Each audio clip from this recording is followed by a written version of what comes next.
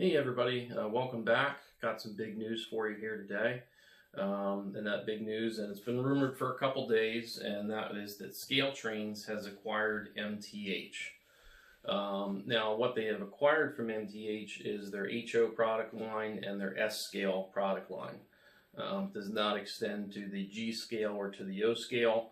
To date, I'm not sure if anybody has been in the bidding war for that part of it. So, we're going to take a look here at a couple different things, mainly what it's going to mean for everybody.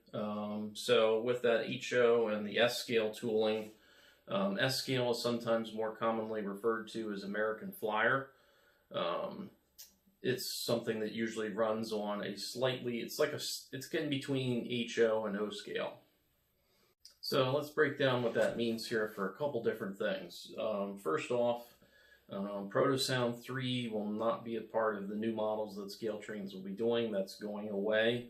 Scaletrains has announced that they're going to be using ESU for their sound and redesigning the models to use Scaletrains motors. Scaletrains motors are not a whole lot different than MTH's in terms of quality, quiet running. That's always been a very good part of the MTH HO models. Looking down the list here, another big thing is time frame. These models, they said, are going to take about 1 to 2 years. They said probably not expect to see anything from the MTH product line until 2022. So I'm going to take a look at a brief list here, and this is going to be some of the HO toolings that were acquired. Now, keep in mind, MTH acquired a lot of their toolings through lawsuits with Broadway Limited. So a lot of these models are kind of the same ones that Broadway Limited has had in the past too. And we'll talk more a little bit about what that means as well. So, first off, this gives them a pathway to Union Pacific Challengers, big boys. The GS4 and GS6 Southern Pacific engines, so like 44, 49. The New York Central Dreyfuss Hudson. 284 Berkshires, like Nickel Plate Road 765, Pure Marquette 1225. The Norfolk and Western Class J, this gives them a pathway towards making 611. The Yellowstone steam locomotive, this is a 2884. That's actually a locomotive that MTH, I believe that's going to be their last produced MTH HO scale steam locomotive.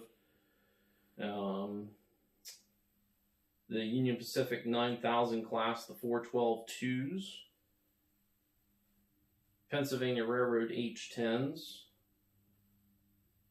282 USRA locomotives. New York Central Mohawks, Southern Pacific Cab Forward,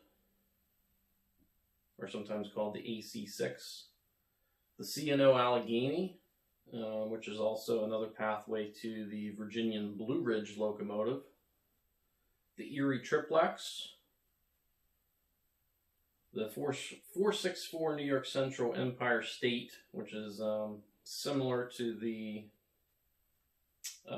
Dreyfuss Hudsons, the Little Joe electric engine, also the GG1 Pennsylvania Railroad engine, the SD70 ACE, that will be an interesting one, also along with the MTH ES44, just because Scaletrains has just recently announced their Tier 3 GEVO. So I don't know that those models are, they said they're kind of in between a rivet counter and an operator model. So perhaps they'll introduce a new product line that's kind of in the middle, and then also in the middle as far as pricing. Or perhaps they'll just completely get rid of that Tier 3 GEVO tooling. We'll have to wait and see. Same deal with the Dash 9. Scaletrains already has a Dash 9 that they've brought out. So I don't know that they'll really have a need for either of those two. The GP38-2, which was kind of a lower detailed model and a lower price point locomotive, as it was even with MTH. Alco's the FA1, PA1, F units, because the world needs more F units. F3s and F7s, and also the GP35, and last but not least, another engine that kind of fits really into what Scaletrains has done, and that would be the UP Veranda Turbine, just because they've already done the other turbine engine. Some things to question on this would be, one, the models that currently are made of metal or die cast, are those going to continue to be made of metal, or are they going to move to a plastic body and metal interiors, which would really be low quality? I hope they don't go that route. So, and of course this also extends to passenger cars and also freight cars. And also, from what they said in the announcement, there was 10 unproduced locomotives that MTH had basically all the CAD drawings for, but they had not produced tooling for it. So they said definitely some of those engines will be released, maybe not all of them. We don't know what those are, obviously. And there's also some unproduced rolling stock, and also the MTH HO track, which was never really widely marketed. Scaletrains is going to pick that up. And they said they'll probably use that to produce sets. So, who are the big winners in this decision? Easily I can say the big winners are HO steam modelers, which I can definitely count myself within that crowd. This is a huge, huge win, because now we are no longer forced to buy models that have Protosound 3 in them. We're going to have better electronics and already great models to start with. Also, this does put some pressure on Broadway Limited, which we'll get into that part here in a little bit as well. But it's always nice that you don't want a bunch of toolings to just go away with nobody using them. So it's really great that Scaletrains picked it up. This instantly makes Scaletrains a huge player in the HO market, whereas they were kind of a relatively smaller company and more of a newcomer. They are definitely a major player now. Who loses? Mainly, the biggest loser is probably going to be Broadway Limited. They can't possibly be happy to see this, because this is going to put them up against some really, really good competition with a lot of the same toolings that actually kind of came from Broadway Limited indirectly through a series of lawsuits. MTH acquired a lot of tooling in the mid-2000s from Broadway, and a lot of these models are within that. So Broadway is going to be forced to possibly update their systems, do something better than Paragon 3, because I can promise you, if MTH, or not MTH, but Scaletrains is using an MTH body to produce Challengers, big boys, and they're doing those with ESU sound, why in the world would you buy a Broadway Limited with Paragon 3? There is no reason why you would ever do that. So that's going to make some interesting things happen. But I believe that's about it for this announcement. So really, really good news for the training world. I'm excited. I'm really happy about this. I hope that, Scaletrains can do something with it. I hope they're not biting off more than they can chew. I hope that they'll certainly see a return on their investment, and I think this is a really, really good thing for the train community as a whole. So, in continuing with some news here, the other big announcement from Scaletrains this weekend is that they're doing the STL39. They're also doing it in a museum version. A little curious. I've never even heard of this engine. I guess it's popular out in the Midwest. Apparently it's never been produced in HO scale. Probably a reason why there would be it's not a really mainstream engine, so it's kind of a niche thing. It's a curious choice for a museum locomotive. Usually you would think that would be kind of reserved for top tier, big, really famous engines like the turbine, the big blow turbine that they did previously in the museum series, or maybe like a big boy or something. So that's kind of an odd choice. Not one I'll be going for. I also introduced that they're going to do some Kit Classics cars, which does look really nice. I'll probably pick up some of those. Couple other things moving on here. Athearn is now redoing their SD70 ACEs, which they're calling the Genesis 2.0 upgrade. So what you get with the 2.0 upgrade is, of course, you're still going to be getting the LED lighting, which they've upgraded previously.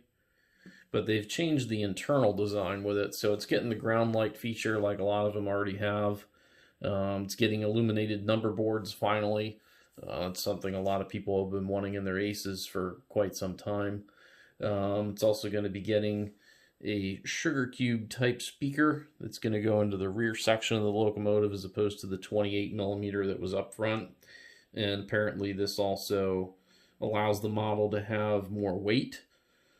And it also says that they're going to have PCB contacts to go from the frame to the body as opposed to wires. So that would be very similar to what Atlas does. A lot of the Scaletrains designs, you can just freely remove the shell without having to take anything else off. So that's a really good feature. SD70 ACs that I've done the LED conversion in, and even a lot of their newer models, it's always like, kind of looks like the inside of a nervous system in there. It's just a huge clump of wires everywhere. And yes, you can manage them a little bit, but it's still a mess.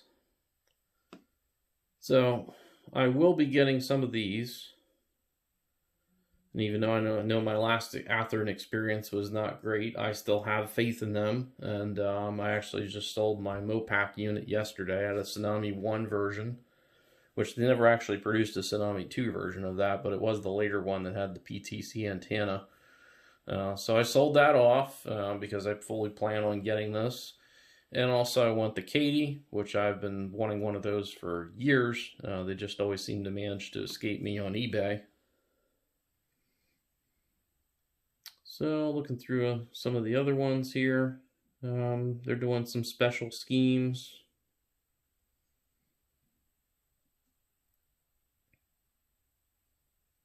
And the other big thing to keep in mind here is the price. Now this is MSRP. This isn't really reflecting real world street price.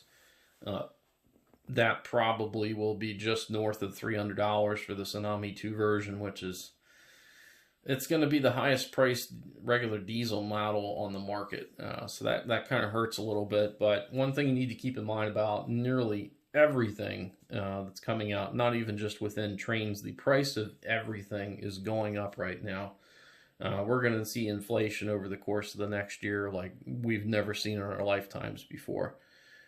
I work in a company that works in distribution, and I can tell you it is a complete mess on a global scale right now. The cost of everything is skyrocketing. We're not going to be insulated from that in trains, certainly not in an industry that's very heavily focused in China. So brace yourselves for that. It's not necessarily a problem with Athearn. Everybody's costs are going up. So a lot of upcoming models that may have been a certain price are probably going to have a price hike here real soon. So that's it for Athearn. Kind of more in my wheelhouse here. Probably Limited. They just announced that they're going to redo the Y6Bs again in Paragon 3. They had one previous run of these. They were some of the first Paragon 3 models that were made. I actually just sold off my Paragon 2 Y6B that had some aftermarket sound installed in it, so I want to get the Paragon 3 version.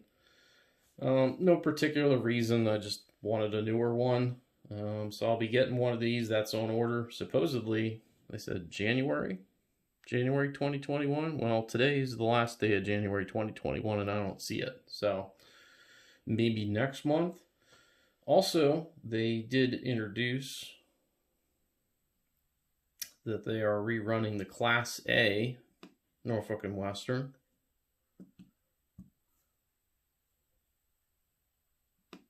So an engine that they've done many, many times. They did this in Paragon 1. They did a blue line version of it, which I actually have the blue line version of it, which I'm highly considering putting up for sale. I had Paragon 2 put in it some years after I purchased it. But what is significant about this run is that they're doing a new version of 1218, which they're calling the Museum Finish. And it's going to have a semi-gloss paint on it, which kind of more reflects 1218 as it looks today. The version that was out previously is just a flat black paint. And that's really not the way 1218 looks. There is a shine to it. just as there is on 611. So really considering getting one of those. I may make that jump here in the next couple days,